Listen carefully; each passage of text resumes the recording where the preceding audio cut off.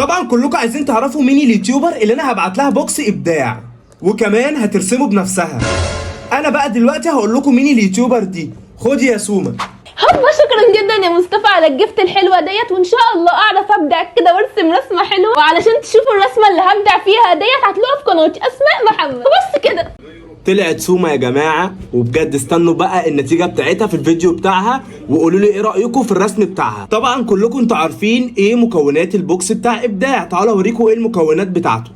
احلى حاجه في البوكس ان هو مكون من شنطه وباليته والوان وفرش وكل حاجه، حرفيا مش عليك حاجه بس غير انك ترسم.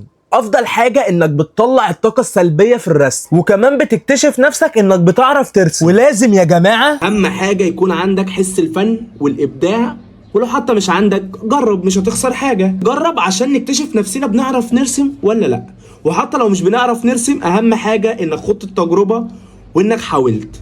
والصراحه احلى حاجه في الموضوع ان البوكس عليه طلب كتير وناس حبته جدا. بوكس ابداع.